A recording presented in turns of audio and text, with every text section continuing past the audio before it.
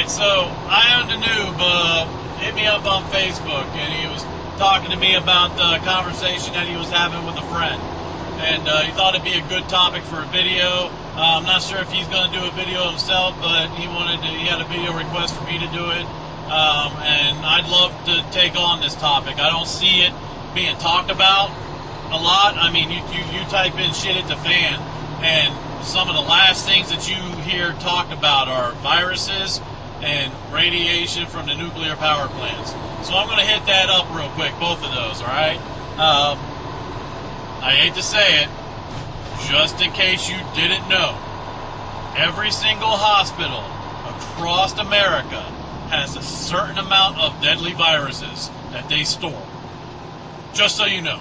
Okay, so with that being said, I mean, you've got hospitals, you've got actual research facilities that have deadly viruses, all right, on storage, whether they're cryogenically frozen, whether they're just refrigerated, whatever it may be, okay? You also have military installations that do research on viruses, trying to weaponize them. There's that military, I think it's a military facility that is off of Connecticut, New York, and New Jersey. It's an island, all right? And that is under a lot of controversy because weird things keep on popping up, all right? Back in the day, a new disease popped up in Lyme, Connecticut. It was a brand new disease. No one had ever seen it before. They ended up calling it Lyme disease. It came from ticks, all right? Problem is that right across the way, about a mile away from freaking Lyme, Connecticut, is that military virus research facility. So a lot of people think that disease came from that island.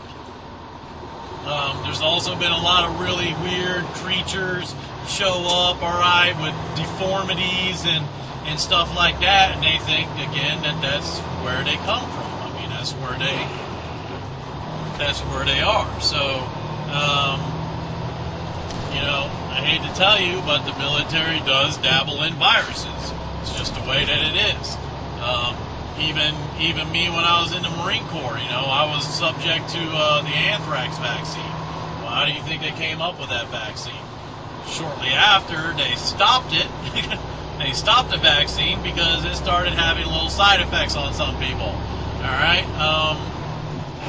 But the fact of the matter is that, it's a very real threat, especially in a shit hit the fan. All right? You got to think, to keep these viruses contained, they have to keep them refrigerated or they have to keep them frozen. All right? That way they're not unleashed. Well, what happens when these viruses, all right, are no longer able to be kept refrigerated or frozen? All right? Some of them might break out of their freaking containers. All right? Some of them might break out of the building. All right? I have no idea. Again, I'm not an expert, but I think there's a real fear of these deadly viruses that aren't normally seen in America because they're mostly seen in third world countries. You're probably going to see a lot of these viruses pop up or a lot of these symptoms of these diseases pop up, and there's nothing that we can do about it. All right? By then, 90% of the human population is going to be gone. All right? How many of those people left are going to really know, all right, that what they have is a deadly Ebola virus or a weaponized smallpox virus? Nobody fucking knows. All right? Now, hopefully, there's some sort of contingency plan. All right? Nothing like Resident Evil where they lock down the building and freaking, kill everybody off. But there's got to be, hopefully there is some sort of contingency plan that, if after a certain amount of time, listen, we got to incinerate this stuff. The problem is, though, is that after shit hit the fan, after government collapse, after something majorly some major catastrophe happens, do you think people are going to go to work? I don't think so. I don't think people are going to go to work after something that big. I mean, it was hard enough to get people to go back to work after 9/11. All right? And what happens, when you're not getting paid and the whole world is going to shit? You're probably not going to go to work. So the very very real notion that these viruses can be unleashed, it can happen. I'm sorry, it can and will happen. Some people might say, well, no, the buildings, the rooms that they're in are sealed. Yeah, by technology. They're sealed by electromagnets. They're sealed by freaking electricity. When that electricity goes out, they're no longer sealed. So these viruses can go get out at any time after, shit hits the fan. All right, so I think that's something that we really need to be worried about, but not too many people are talking about. Again, it's one of those things that you're not going to be able to do anything about it anyways. Most likely, I'm not going to be able to do anything about it. I can tell you that. The only thing I can do is put it up now and say, listen, you might want to invest in some gas masks and something that'll keep the viruses out of entering your body. But some of these viruses enter through the skin too, so I have no clue. How do you take care of that? Well, you can't. In all honesty, let's just hope that these viruses stay contained. That's pretty much all we can do. Now, the thing that is inevitable, all right, is radiation from the nuclear power plants, and we as Americans and pretty much the entire world have screwed ourselves. If something ever seriously happens that would shut down our entire infrastructure, our entire grid, all right? Because what happens when the electricity goes out? Well, you could already see that. You look into the past. You look at Fukushima, all right? That is a textbook of what happens when the electricity goes out, all right? There was no electricity to pump water into the freaking into the building to cool down the rods. The rods started melting down. Their backup plan failed. Their backup generators failed. Okay? And then what happened? All right? Well, there was a partial meltdown. Radiation leaked. All right? Now, the only way that it was a partial meltdown is because day and night, day after day, night after night, they had people in there working on it, trying to fix it, trying to get electricity in there, trying to turn back on the power, trying to get it so it didn't melt down. Day and night, 24 hours a day, 7 days a week. All right, and they finally got it under control. What happens when the shit hits the fan for real and the entire world goes out? Do you think anybody is going to be at the nuclear power plant trying to fix the failure of a generator? No, they're not. So what is going to happen? Pretty much every single nuclear power plant in America. And here's the problem. Am I turning purple? Oh my God. Anyways, so looks all weird and shit right here. Anyways,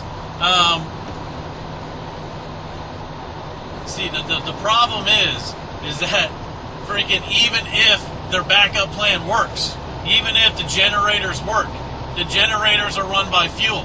The generators will only run as long as there's fuel available in the tanks. Once the tanks are empty, in all honesty, again, do you think that anybody is going to refill the tanks after that big of a catastrophe? Shit hit the fan, the whole world, the grid is down, all right, government collapse, all right, something, millions of people died instantly, all right? In all honesty, no. So what is going to happen? Even if only a couple melt down and the rest of them are doing fine, at a certain point, the rest of them will melt down and you will have radiation. Now, there's 150 nuclear power plants in America right now? Now, there will be some safe zones. Kind of. It all depends on which way, what direction the wind is blowing that day. But in all reality, all right, that is a very real threat. And in all honesty, if you're truly preparing for the end of the world, you're truly preparing for the end of the world as we know it, shit hit the fan, WROL, whatever you're preparing for, you need to prepare for this. Because these are the two that will definitely kill you. Alright? Screw other people and their freaking marauding ways, okay, and everything else. The fact of the matter is that the two real viable threats, as far as I'm concerned, are viruses being unleashed from all these freaking facilities around America, and, oh yeah, nuclear power plants melting down because there will be nobody there to freaking maintain whether or not their backup generators are working properly or not. All right, so there you go. That's my video. All right, viruses and radiation. Okay, so there you are. I'm Agent Grunt. I hope this was informative. If you have any questions, if you have anything to add to that, go ahead and put it in the comments. If you want me to do a video, again, I'm not an expert on anything. All right, I just put logic and common sense together on 99.9% of what I do, and it comes out sounding, you know, pretty close to what it would be. So that's why I put it up there. I try not to steer people in the wrong direction. And if I do, again, be a man and tell me that I'm full of shit. All right, because I'd rather someone tell me that I'm full of shit. All right, than to keep on thinking that, you know, I might be helping some people out here. Okay, but if you're going to tell me that I'm full of shit, tell me why. Give me a detailed reason why what I'm saying is wrong. Okay, so there you go. As far as I'm concerned, again, those are two real viable threats for a shit hit the fan and for the survival of humanity. All right, I'm out.